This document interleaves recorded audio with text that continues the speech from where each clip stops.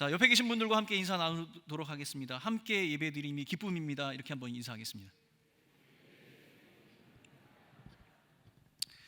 자, 이렇게 함께 모여서 우리가 예배할 수 있는 것이 얼마나 기쁘고 감사한지 잘 모르겠습니다. 지난주에 행정실에서 이제 인터넷으로 다른 교회 예배 상황을 이렇게 보다가 마스크 없이 예배 드리는 그 모습을 보고 되게 감격스러웠던 그런 이야기를 제가 들었습니다.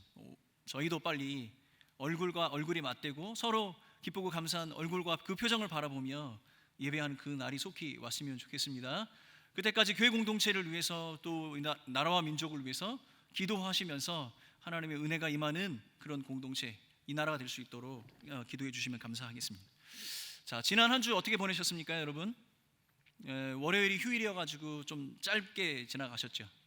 그러니까 여러분 월요일이 휴일이면 여러분 어떤 느낌이세요? 다 같은 휴일이어도 월요일이 휴일이면 더 기쁘고 즐거운 것 아니겠습니까? 저에게 월요일이 휴일이면 어떤 느낌이었을까요? 참 아쉽게도 그냥 평소와 똑같은 그런 월요일을 보냈습니다. 근데 아침에 일어나서 곰곰이 생각해 보니까 이렇게 시간을 보내서는 안 되겠다는 생각이 들었어요. 그래서 오랜만에 아내와 함께 드라이브도 하고 점심 식사도 하고 극장에 가서 영화도 한 편 봤습니다.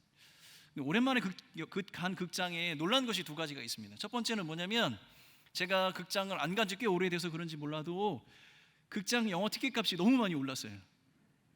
그런데도 또 한 가지 놀란 것은 그런데도 자리가 남는 자리가 없었다는 겁니다. 우리 모두가 그렇게 함께 하는 활동, 그리고 만나는 것, 또 함께 그 여가 시간을 보내는 것에 대한 다른 갈증과 갈망이 있는 것 같습니다. 근데 그 큰 기대를 하지 않고 그냥 시간이 돼서 본 영화에서 그런지 몰라도 지금 생각해보면 그 스토리가 전혀 기억이 잘 나지 않습니다.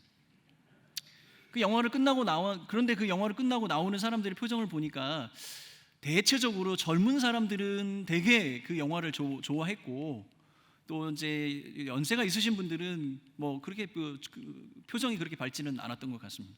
그러니까 제가 이런 느낌이었는데 함께 본 저희 아내도 특별한 반응이 없는 거 보니까 그 영화는 다시 꼭 봐야겠다 뭐 그런 영화는 아닌 것 같습니다.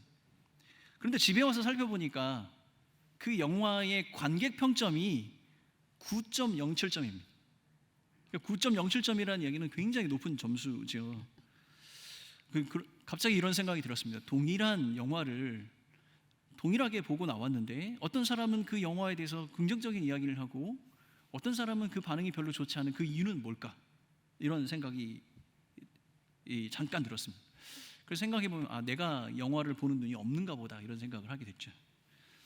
여러분도 아시다시피 저는 외국에서 굉장히 오랜 시간을 보냈습니다. 그래서 다른 나라의 그리고 다른 도시 새로운 문화를 접하는 기회가 굉장히 많았습니다. 그런데 제 경험상 그러한 도시, 그러한 곳을 방문해도 절대 그곳의 기념품이나 그 공예품 같은 것은 사지 않습니다. 왜냐하면 그 당시 보기에는 굉장히 좋을지 몰라도 사갖고 집에 와서 펼쳐보면 하나도 마음에 드는 적이 없습니다. 오히려 옆에 있는 사람이 그것을 왜 사왔냐고 핀잔을 할 때가 더 많았습니다. 여러분, 제가 이 두 가지 이야기를 했는데 이런 겁니다. 우리가 다 같이 알게 된 객관적인 정보가 어떤 상황에서 아니면 또 어떤 사람에게는 그가 생각하고 이해하는 그 결과물이 전부 다 다르다는 겁니다. 왜 그렇게 다른 평가가 나올까? 근데 그 이유는 아주 간단합니다. 우리가 습득하는 객관적인 정보, 그 객관적인 정보가 주관적인 사실로 변화되는 과정이 있는데 그 주관화하는 그 과정 속에서 그 객관적인 정보가 왜곡이 되는 경우가 종종 있다는 겁니다. 여러분, 그때 작용하는 것이 무엇이냐면 관입니다. 관. 볼 관자. 여러분, 어떤 것이 가치 있는가 결정하는 것은 가치관입니다. 이 가치관은 옳고 그른 것의 판단의 기준이 되는 겁니다. 그리고 우리가 살아가고 있는 이 세상과 나를 인식하는 방식과 틀은 세계관입니다. 그래서 이 세계관은 이 세상과 자신에 대한 이해와 행동을 영향을 주고 똑같은 공간 안에서 살아가도 삶의 목표와 그 행동의 모습이 각각 다르게 나타나게 되는 겁니다. 여러분, 정치하시는 분들의 이야기를 들어보면 이것을 쉽게 이해할 수 있습니다. 때로는 우리 모두가 알게 된 객관적인 그 사실보다는 자기가 가지고 있는 그 관점에 의해서 해석되고 이해한 것을 더 중요하게 생각하고 더 그것을 강조하는 분들이 계십니다. 그래서 우리는 갈등이 일어나고 충돌을 하게 되는 것이죠. 자, 여러분, 우리가 오늘 읽었던 이 본문은 동일한 현실과 상황 속에 있었던 사람들이 다른 생각과 관점을 가지고 서로 충돌하는 모습을 보여주고 있습니다. 이 사건은 굉장히 중요한 사건입니다. 그래서 모세는 이 사건을 13장과 14장 두 장에 걸쳐서 자세하게 기록을 하고 있습니다. 여호와께서 모세에게 말씀하셔서 각 지파의 지도자 된 사람들을 한 사람씩 선출하도록 하셨습니다. 그리고 그 사람들을 가나안 정탐 그 원정대로 편성을 하고 갈렙과 여호수아를 포함한 12명이 그 원정대가 편성이 돼서 40일 동안 가나안 땅을 정탐하게 됩니다. 그리고 여러분 13장 18절에서 20절까지의 말씀을 살펴보면 그들이 보고와야 할 것, 그들이 수집해야 할 정보가 아주 자세하게 기록이 되어져 있습니다. 그 땅의 사람들이 강한지 약한지, 숫자가 많은지 적은지, 그 땅이 좋은지 나쁜지, 그 성은 진영인지 산성인지, 그리고 그 땅이 비옥한지 마른지 잘 살피고 증거물로 그 땅에 열매를 가져오도록 했습니다. 40일이 지난 이후에 이 정탐꾼들은 가데스에 모여서 모세와 아론 그리고 온 이스라엘 자손들에게 자신들이 보고 온 것에 대해서 보고를 하는 시간을 갖습니다. 오늘의 본문의 내용이 그 보고의 내용이 포함이 되어져 있습니다. 그 보고는 두 가지입니다.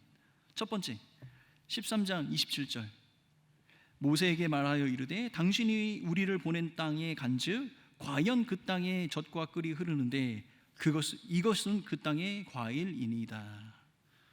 첫 번째 보고의 내용은 이런 겁니다. 우리가 본 땅이 정말로 살만한 그렇게 풍성하고 풍족한 땅이냐? 맞습니다. 우리가 보니까 그 땅은 정말로 풍족한 땅입니다. 그 증거로 이 열매를 가져왔습니다.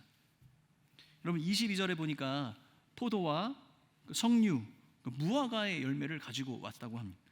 근데 그 포도송이가 너무 커가지고 두 사람이 막대기로 꿰어서 메고 왔어야만 했다고 이렇게 이야기를 하고 있는 거죠. 이 보고를 통해 사람들은 이것을 생각했을 것입니다. 하나님께서 우리에게 약속한 그 사실이 정말로 사실이구나. 그 땅은 그 하나님께서 말씀하신 그대로였구나. 그것을 보지 못한 사람들이 그것을 부인할 수 없도록 모세가 요청한 그대로 그 열매를 보여주고 그 열매를 본 모든 사람들은 하나님께서 약속하신 그 땅이 바로 그대로였구나. 이 사실을 알게 된 것이죠. 그리고 여러분 자세히 살펴보면 정탐꾼들이 자신들이 보고 온 그 땅을 젖과 꿀이 흐르는 땅입니다 라고 이야기합니다. 근데 여러분 이 표현은 그들이 처음 쓴 것이 아니에요. 하나님께서 애굽 땅에서 고통 가운데 있었던 이스라엘 백성들을 보시고 그들을 구원하여야겠다라고 작정하셨을 때 모세에게 그 언약의 땅, 그 약속의 땅을 말씀하실 때 하나님께서 직접 표현하신 그 표현이 바로 이 표현입니다. 여러분 출애굽기 3장 8절 말씀입니다. 내가 내려가서 그들을 애굽인의 손에서 건져내고 그들을 그 땅에서 인도하여 아름답고 광대한 땅, 젖과 꿀이 흐르는 땅, 곧 가나안 족속, 헷 족속, 아모리 족속, 브리스 족속, 히위 족속, 여부스 족속의 지방에 데려가려 하노라. 여러분 이 이스라엘 백성들이 그 열매를 보고 정탐꾼들이 했던 그 보고를 들으면서 이 출애굽기 3장의 말씀을 떠올렸을 겁니다. 모세는 정확하게 기억하고 있겠죠. 하나님께서 자기에게 하셨던 그 말씀 그대로가 지금 이루어지고 있다는 것을요. 그런데 여러분 이 출애굽기 3장의 말씀을 자세히 살펴보면요, 하나님께서 먼저 그걸 이야기하시고 그 계획과 그가 행하시고자 하는 그 계획을 자세하게 이야기를 하십니다. 그가 세우신 계획이 분명하게 성취될 것을 그의 의지를 보여주십니다. 내가 내려갈 것이다. 내가 그들을 건진다. 내가 그들을 인도하여 그 땅으로 데려갈 것이다. 그 땅이 하나님께서 약속한 땅이라는 사실을 깨닫게 된 그 백성들은 그 약속을 주신 그 하나님의 의지를 또한 확인할 수 있었겠죠. 맞아, 하나님이 약속하신 그 땅으로 우리를 반드시 이끌어 가실 것이야. 12명의 정탐꾼들과 온 백성들은 여호와께서 모세에게 이미 약속하셨던 그 약속들이 구체적으로 그의 주권과 계획대로 이루어지고 있음을 확신했습니다. 누구도 부인할 수 없는 확실한 증거물이 눈앞에 있지 않았습니까? 그리고 두 번째 보고가 이어집니다. 28절 말씀입니다. 그러나 그 땅 거주민은 강하고 성읍은 견고하고 심히 클 뿐 아니라 거기서 안악 자손을 보았으며. 두 번째 보고가 이어지자 문제가 생겼습니다. 그 땅이 여호와 하나님께서 말씀하신 그 약속의 땅인 것은 분명한데 이미 그 땅 가운데 살고 있는 사람들이 문제거리였습니다. 그들은 안악 자손이라고 얘기합니다. 그들은 크고 견고한 성읍 안에 살고 있습니다. 백성들은 하나님께서 약속하신 그 약속이 성취되는 것을 발견하는 그 흥분이 채 가시기도 전에 밀려오는 큰 두려움을 보았습니다. 여러분, 안악 자손은 큰 거인들 족속입니다. 근데 여러분, 이것은 비유적으로 사용된 것이 아니에요. 오늘 성경 본문에도 보면 모세는 자세하게 그 족속들에 대해서 이렇게 기록을 합니다. 그 땅의 모든 백성은 신장이 장대한 자들이다.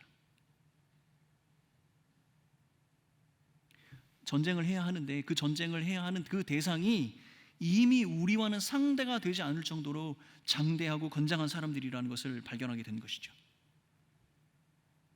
그들에 비하면 우리들의 모습은 마치 메뚜기와 같다고 여길 정도였습니다.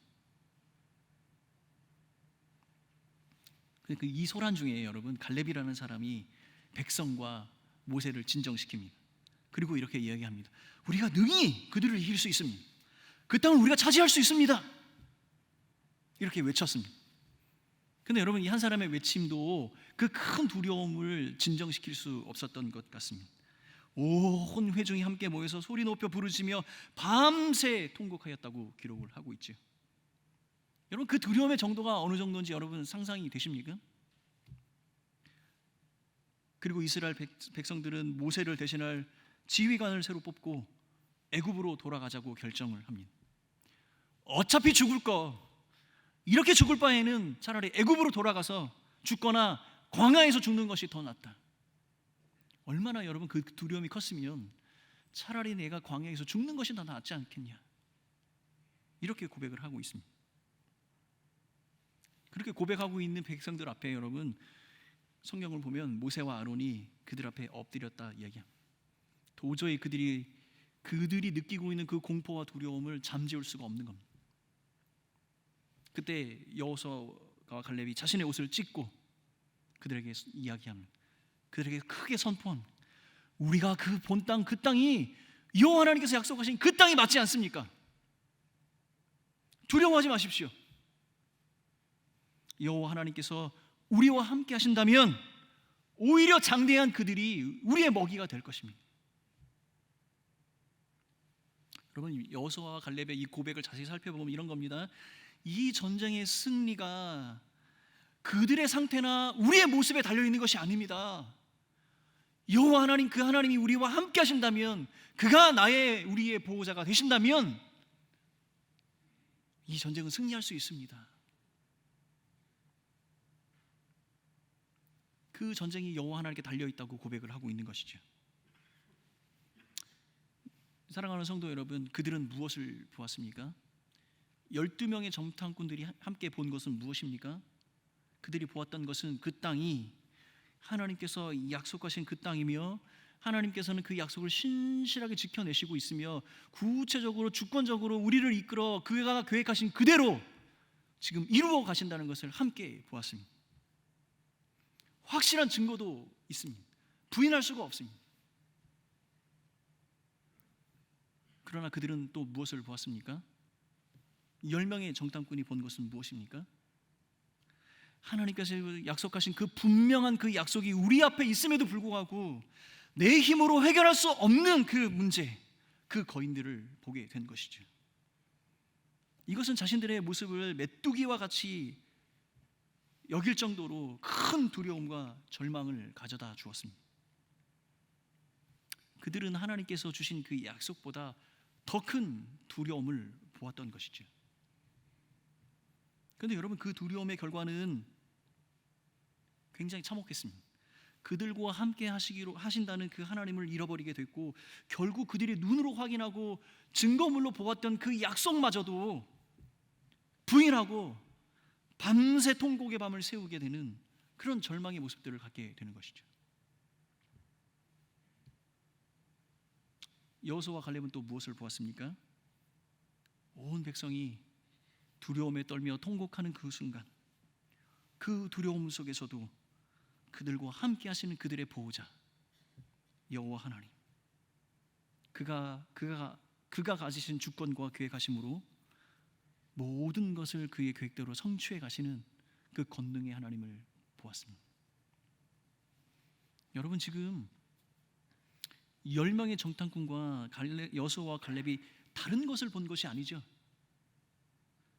여호수아와 갈렙이 본 것, 그들과 똑같은 것을 보았습니다. 똑같은 두려움을 보았습니다. 안악자손이 여러분, 그들의 눈에만 작게 보였을까요? 아니면 그들이 특별하게 안악자손보다 더 큰 사람들이었기 때문에 그렇게 말할 수 있는 것이었을까요? 사랑하는 성도 여러분, 우리는 그들이 다른 정탐꾼과 똑같은 것을 보고 동일한 상황 속에 있었다는 사실을 기억해야 합니다. 그리고 동일한 상황 속에 있었음에도 불구하고 그들은 그 상황을 이해하는 내용이 완전히 달랐고 말하는 내용이 완전히 달랐다는 사실을 또한 주목해 보아야 합니다. 여호수아와 갈렙만 다른 사건, 다른 상황 속에 있었던 것이 아니라는 겁니다.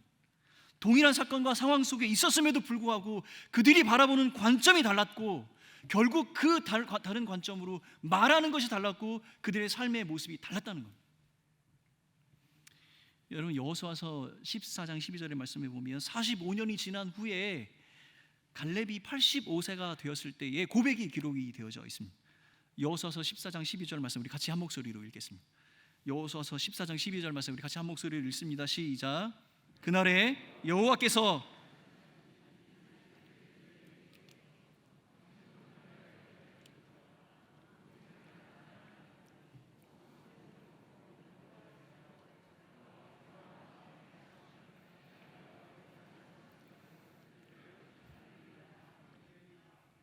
45년이 지난 이후에 갈렙이 이렇게 고백을 합니다. 크고 견고한 그 성은 변하지 않았습니다. 그대로 있습니다. 그곳에 살고 있는 사람들도 그대로입니다. 그런데 여러분, 그때에 이 땅을 주시겠다고 말씀하셨던 그 하나님이 나와 함께 하신다면 나는 능히 그들을 내어 쫓을 수 있습니다 라고 고백하고 있는 것이죠. 우리는 이 결과를 잘 알고 있습니다. 여호수아와 갈렙은 그들의 고백대로 그 약속한 땅을 차지하게 되었죠. 10명의 정탐꾼들은 여호와의 약속 가운데, 그 가운데 약속 가운데 있었음에도 불구하고 밀려오는 두려움 속에서 좌절하고 말았습니다.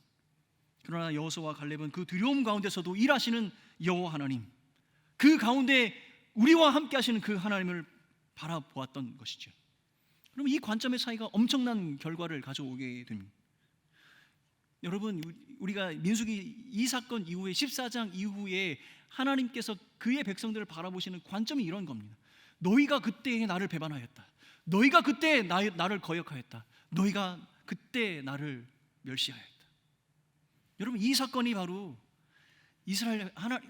하나님께서 이스라엘 백성들을 바라보시는 관점이 이 사건으로 완전히 뒤바뀌게 되는 겁니다. 이 사건으로 말미암아 한 세대가 광야에 머물게 되고 40년의 세월 동안 그 한 세대가 다 죽음으로 돌아갈 때까지 약속의 땅은 열리지 않게 되는 것이죠. 성도 여러분, 여러분의 삶은 어떻습니까? 성도의 삶이 아주 특별해 보입니까? 아닌 것 같습니다. 세상의 사람들과 동일합니다. 똑같이 24시간을 살며 똑같이 일하고 똑같이 안식합니다. 여러분, 우리가 그리스도인이라고 해서 또 다른 차원, 새로운 어떤 차원에서 살아가는 것이 아니에요. 우리는 이 땅의 이 현실 가운데 살아갑니다. 오히려 성경은요, 이 땅에 우리가 발붙이고 있는 이 땅의 현실 속에서 더 잘 살도록 말씀하고 있습니다. 실력이나 능력이 없으면 인정받지 못합니다. 노력하고 땀 흘리지 않으면 얻는 결과도 많지 않습니다. 정확하게 성실하게 이 세상을 살아간다면 덜 일하고 더 받는 경우는 없습니다. 그래서 치열합니다. 수고와 애씀이 끝이 없습니다. 은혜와 자비라는 단어는 예배 시간에만 듣는 단어인 것처럼 느끼게 됩니다. 나는 가만히 서 있고 싶은데 내 주변에 있는 사람들은 자꾸 부지런히 움직입니다. 막 달려갑니다. 그리고 미래가 불안하다 이야기합니다. 불안한 미래를 준비하라고 이야기합니다. 점점 더 우리의 건강이 염려가 됩니다. 자녀들의 삶에 걱정이 생깁니다. 나의 노후가 불안합니다. 그래서 우리가 가만히 있을 수가 없습니다. 하나님 우리를 잠잠하라고 말씀하셨는데요. 하나님이 세상의 중심입니다라고 말하는 우리에게 세상은 이렇게 얘기합니다. 네가 세상의 중심이야. 현실도 녹록치 않은데 미래도 불안합니다. 다른 것을 생각할 여유가 없습니다. 그래서 이 모든 순간을 나를 위해서 사는 것으로도 부족하다고 생각합니다. 잘 먹고 잘 입고 넓고 편하고 안정된 삶을 살아가는 것이 우리들의 목표가 되었습니다. 열심히 핸드폰 카메라로 우리의 모습들을 찍습니다. 이런 것을 입고 이런 것을 타고 여기도 가고 저것도 보았고 이것도 먹었고 사람들에게 알립니다. 이렇게 해야 최소한 나는 여러분과 좀 다릅니다라는 자기 위안과 최소의 만족으로 살아갈 수 있는 것이 우리의 현실입니다. 누가 예수를 믿으면 복을 받는다고 말했습니까? 세상 사람들이 겪는 고통과 고난을 피해가는 예수 믿는 사람들이 있습니까? 평균적으로 교회 안에서 육체적으로 건강하며 무병하며 장수하는 사람들이 더 많다고 이야기할 수 있습니까? 예수 믿으면 모두 부자가 되어서 교회는 부자들만 가는 그런 곳입니까? 아니죠. 절대 아닙니다. 성도들도 똑같습니다. 세상에 살아가는 사람들처럼 똑같은 고난과 어려움 속에 처합니다. 하루하루를 그렇게 살아갑니다. 우리의 마음이 이리 휩쓸리고 저리 휩쓸립니다. 버티고 버티다 어찌할 수 없는 그 절망감 속에 빠져드는 것이 성도의 삶입니다. 마치 10명의 정탐꾼처럼 말입니다. 그러나 달라야 합니다. 달라야 합니다. 비록 우리가 세상 속에서 세상의 사람들과 동일한 고통과 고난 가운데 있을지라도 그들이 겪는 동일한 아픔과 슬픔을 만났을지라도 그것을 이해하는 관점이 달라야 하고 그것을 말하는 말이 달라야 하고 우리의 삶의 모습이 달라야 합니다. 여호수아와 갈렙처럼 말입니다. 사랑하는 성도 여러분, 파도치는 험난한 삶의 현장에서 나를 덮치는 고난과 근심 가운데에서 절망의 나락으로 날 끌어가는 큰 두려움 가운데에서도 여호수아와 갈렙처럼 온 세상을 권능으로 다스리시는 절대 주권의 여호와 하나님을 바라보십시오. 여러분, 저에게는 아들과 딸이 있습니다. 설교 시간에 자기들 얘기하는 거 정말 싫어합니다. 근데 저는 저의 아들, 딸들에 관한 이야기를 하려고 하는 것이 아닙니다. 자녀를 양육하는 부모의 마음은 이런 것입니다. 어느 날 우리는 자녀들이 무슨 고민과 걱정을 하고 살아가는지 궁금합니다. 근데 어느 날 그 이야기를 들어보니 우리 가정의 미래를 걱정하고 아버지 어머니의 건강을 노후를 걱정하고 우리 가정이 어떻게 살 것인가 그 모든 걱정 속에 살아가는 자녀를 발견하게 되었다고 칩시다. 부모의 마음은 어떻습니까? 안타깝죠. 이렇게 얘기해주고 싶지 않으십니까? 아들아, 딸아, 그것은 나의 몫이다. 내가 걱정하는 것이다. 내가 해결하는 것이다. 너희들은 마음껏 자유하며 살아라. 그렇게 얘기하고 싶은 것이 부모의 마음이 아니겠습니까? 여러분, 하나님은 우리를 만드신 창조주이십니다. 우리는 그의 피조물입니다. 그가 나를 만드셨기 때문에 그가 나보다도 나를 더 잘 알고 계신다는 사실을 여러분 알고 계십니까? 지금 여러분 우리의 삶 가운데 이해가 되지 않는 그러한 것 때문에 고민할 필요가 없다는 이야기입니다. 나는 이해하지 못해도 나를 만드신 우리 하나님께서 그것을 이해하고 계신다는 것이죠. 또한 여러분, 우리는 하나님의 주권적인 섭리 가운데 그의 아들로 대속하심을 받아 다시 살며 영원히 사는 사람들이 되었습니다. 여러분, 이쯤 되면 그가 나를 만드셨고 그가 나를 영원히 살게 하셨다면 우리 삶의 진정한 주인이 누구이신지 분명한 거 아닙니까? 우리 인생의 참된 주인이 여호와 하나님을 기억하는 우리 모두가 되었으면 좋겠습니다.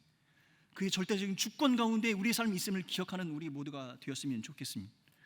내 삶의 주인이 계신데 주인이 걱정해야 할 그 걱정을 내가 하고 있다면 그 주인은 우리를 무엇이라고 생각하겠습니까? 우리는 우리 삶에서 그 하나님 한 분만을 인정하고 그 한 분만을 영화롭게 여기며 그 한 분을 기뻐하는 믿음의 성도가 되어야 하겠습니다. 여호와를 기쁨으로 여기며 그를 인정하는 모든 자를 인생의 수렁 가운데 건져내셔서 축복의 자리로 이끌어 가시는 우리 하나님, 나의 인생의 참된 주인 그 하나님을 기억하는 우리 모두가 됩시다. 하나님이 책임지시는 그 삶에 우리의 근심과 걱정이 더해진다면 무엇이 달라지겠습니까? 아무것도 변하는 것이 없습니다. 지금 당장 내가 이해가 되지 않는 어려움과 고난 가운데 있고 내가 해결할 수 없는 고통과 아픔 가운데 있다면 그것을 너무나도 잘 알고 계시는 우리 하나님 앞에 그 하나님의 주권 가운데 맡기고 그 하나님 한 분만을 바라보는 믿음의 성도들이 되십시오. 사랑하는 성도 여러분, 파도치는 험난한 삶의 현장에서 나를 덮치는 고난과 근심 가운데서 절망의 나락으로 날 끌어가는 그 큰 두려움 가운데서도 여호수아와 갈렙처럼 나를 향한 완전한 여호와의 계획을 바라보십시오. 여러분, 우리 주변에 지금 교회 주변에 많은 지역들이 지금 재개발을 하고 있습니다.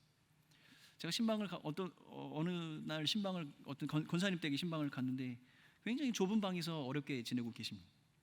그래서 권사님, 저는 제 딴에는 위로한다고 하나님께서 주신 그 축복과 은혜를 누리며 사세요라고 했는데 그분은 다 계획이 있었습니다. 이제 2년이 지나면 3년이 지나면 재개발된 아파트에 들어가실 준비를 하고 계셨던 겁니다. 여러분, 내가 들어갈 그 아파트가 있으면 지금 한 방에 가족이 모여 살아도 그게 고통과 어려움입니까? 이것을 여러분, 우리는 소망이라고 생각하고 하나님의 계획이라고 생각합니다. 그 소망이 우리에게 완전하게 이루어질 그날을 기억하고 소망 가운데 있는 사람은 오늘 내가 잠시 겪는 그 고난을 고난으로 여기지 않는 것입니다. 여러분, 하나님은 태초부터 우리를 향한 구원의 계획을 가지고 계십니다. 지금도 그 계획은 한치의 오차 없이 실현되고 있습니다. 비록 우리가 지금 이해가 되지 않는 고통과 어려움 가운데 있다고, 좌절하고 있다고 생각하는 그 순간에도 그 하나님의 계획은 중단되거나 멈춘 적이 없습니다. 우리를 향한 이 계획은, 이 구원의 계획은 우리가 예측할 수 없는 그 미래의 어느 순간에 완벽하게 이루어지게 될 것입니다. 그래서 그날에는 우리가 지금 고난이라고 생각하고 어려움이라고 생각하고 고통이라고 생각하는 그 모든 것이 사라지는 그 날이 우리에게 온다는 이야기입니다. 하나님께서는 우리를 최후의 승리자로 세워주실 것입니다. 여러분, 이것은 성령께서 날마다 우리에게 이것을 보증하고 계시는 겁니다. 우리가 기도해야 할 것을 가르쳐 주시면서 하나님의 마음이 무엇인지 가르쳐 주시는 겁니다. 그것이 반드시 이루어질 그날까지 견고하게 서기 위해서 성령 하나님께서 우리와 동행하시는 겁니다. 사랑하는 성도 여러분, 여러분 가운데 고난과 어려움이 있다면 이렇게 외치십시오. 고난의 파도여 오라. 그 파도와 함께 더 큰 은혜의 파도로 나아가리라. 여러분, 최후 승리의 날이 우리에게 약속되어 있음을 기억하고 우리를 향한 그 완전한 계획이 한치의 오차 없이 오늘 하루도 이루어감을 기억하는 소망의 성도들이 되시길 예수님의 이름으로 축원합니다. 파도치는 험난한 삶의 현장에서 나를 덮치는 고난과 근심 가운데에서 절망의 나락으로 날 끌어가는 큰 두려움 가운데서 여호수아와 갈렙처럼 하나님의 주권과 완전한 계획 안에 있는 나를 바라보십시오. 여러분, 이 세상의 주권자는 하나님이십니다. 그가 나를 향해서 계획하신 것들이 있습니다. 그것들이 한치 오차 없이 나에게 이루어집니다. 그러면 여러분, 지금 내가 나의 모습이 전부가 아니라는 사실을 여러분 기억하셔야 합니다. 절대적인 주권자이신 하나님께서 나를 향해 계획하신 그 계획의 실행자로 나와 함께 하신다는 사실입니다. 그가 나를 바라보고 계십니다. 여러분, 그 증거가 무엇입니까? 그 증거가 바로 그의 아들 예수 그리스도이십니다. 우리가 사방의 우겨쌈을 당하여도 쌓이지 아니하며 답답한 일을 당하여도 낙심하지 아니하며 박해를 받아도 버림바 되지 아니하며 거꾸로 디름을 당하여도 망하지 아니하는 그 이유는 질그릇 같은 내 인생에 보배스러운 예수 그리스도가 함께 하시기 때문입니다. 하나님의 주권과 그 완전하신 계획 안에 있는 우리는 고난을 당하여 흔들릴 수는 있지만 절대 꺾이거나 망하지 않는다는 사실을 기억합시다. 하나님의 위대한 손 위에 놓여있는 우리의 삶을 바라보며 기쁨으로 그 하나님과 동행하는 성도가 되십시오. 우리 성도들의 삶을 신앙생활 이렇게 이야기하는데, 그 신앙생활을 믿음생활이라고도 이야기합니다. 믿음이 되게 중요한 것이죠. 그러나 여러분, 우리 이것을 기억해야 합니다. 믿음이라는 것이 우리의 현실이나 상황을 바꾸는 환상의 묘약이 아니라는 사실입니다. 우리의 믿음은 확실한 근거가 필요합니다. 정확한 그 믿음의 대상이 필요한 것입니다. 내가 믿고 있기 때문에 잘 될 거야, 긍정적인 사고를 우리가 갖기 위해서 그 믿음을 갖는 것이 아니라 반드시 그것을 이루시는 하나님, 그가 가지고 계신 계획, 그 주권과 계획 안에 있는 바로 나, 이것이 우리가 확실히 붙들어야 할 믿음의 대상이고 믿음의 근거가 되는 것입니다. 사랑하는 성도 여러분, 눈을 열어 나의 삶에 부어지는 하나님의 영광의 은혜를 바라보십시오. 내 스스로 움켜잡고 살았던 나의 삶을 여호와 하나님 손에 의탁합시다. 고난으로 흔들리고 쓰러질 수 있지만 절대 꺾이거나 망하지 않는 우리의 삶이 약속되고 보장되었던 사실을 기억하는 여러분들이 되십시오. 여호수아와 갈렙 같은 믿음으로 최후의 승리의 날까지 전진하는 믿음의 성도들이 되시길 예수님의 이름으로 축원합니다.